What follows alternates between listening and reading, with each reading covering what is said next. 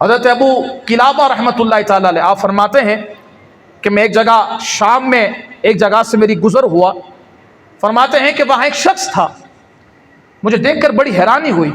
فرماتے اس کے ہاتھ بھی نہیں تھے، اس کے پاؤں بھی نہیں تھے، وہ زمین پر سر کے بل لیٹا ہوا تھا اور وہ یہی کہہ رہا تھا، ہائے میں جہنم میں جاؤں گا، ہائے میں جہنم میں جاؤں گا، ہائے میں جہنم میں جاؤں گا۔ فرماتے ہیں جب میں نے اس کی آواز کو سنا اور سمجھا نا، تو جب وہ ایسی باتیں کر رہا تھا میں اس کے قریب پہنچا، میں نے اس کے سر پر ہاتھ رکھا، میں نے کہا اتنا برا حال ہے تیرا، تیرے ہاتھ بھی نہیں ہے، پاؤں بھی نہیں، اور تیری یہ صدا کہ ہائے میں جہنم میں جاؤں گا، ہائے میں جہنم میں جاؤں گا، وجہ کیا ہے؟ سنیں اس نے کیا وجہ بتائی۔ وہ کہتا ہے کہ میں اس بدبخت گروہ میں سے ہوں کہ جو حضرت عثمان غنی رضی اللہ تعالیٰ عنہ کو قتل کرنے کے لیے ان کے محل میں گھسا تھا۔ وہ کہتا ہے میں وہی سب سے پہلا بندہ ہوں کہ جو تلوار لے کر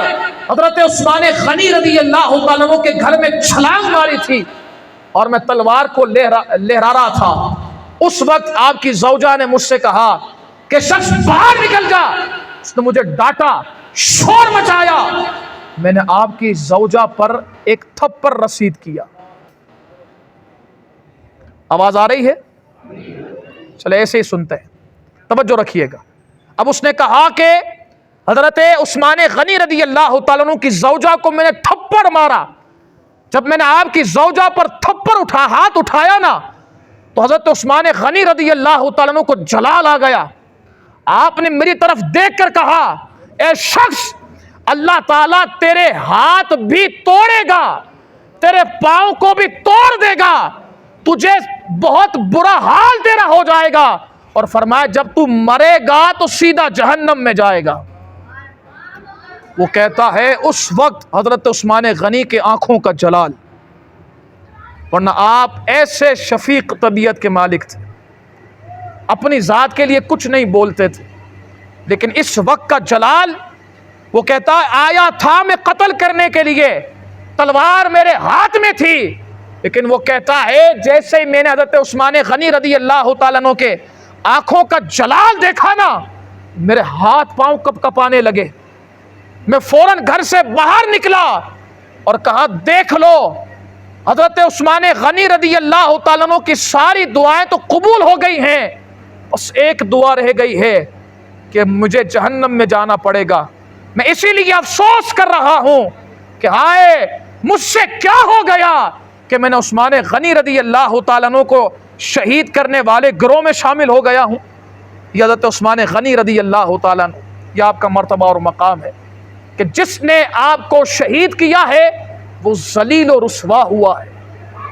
اس کا چہرہ بھی بدلا ہے، اس کی حالات بھی تبدیل ہوئے ہیں، اور اسے کل بروز قیامت بھی جہنم ہی ملے گی۔ آپ کے دور خلافت کے بعد حضرت مولا کائنات شیر خدا علی المرتضیٰ رضی اللہ تعالیٰ عنہ کا دور خلافت آیا، اور یہ بھی دور خلافت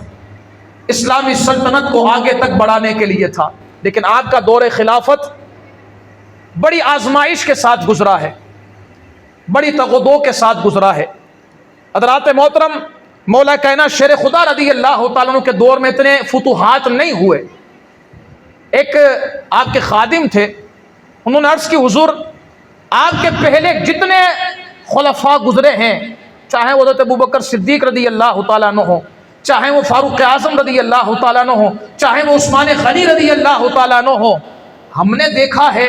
کہ ہر دور میں فتوحات کا سلسلہ بڑھتا ہی گیا ہے، لیکن آپ کے دور میں اتنی فتوحات نہیں ہوئی۔ اب دیکھیں کتنا پیارا جملہ ارشاد فرمایا، آپ نے فرمایا اس کی وجہ یہ ہے کہ ان تمام خلفاء کا مشیر میں تھا اور میرے مشیر تم ہو۔ یعنی اگر مشیر اچھا ہونا فائدہ ہوتا ہے، اور مشیر خراب ہونا بندہ کتنا ہی ٹیلنٹڈ کیوں نہ ہو، اگر مشیر صحیح نہیں ہے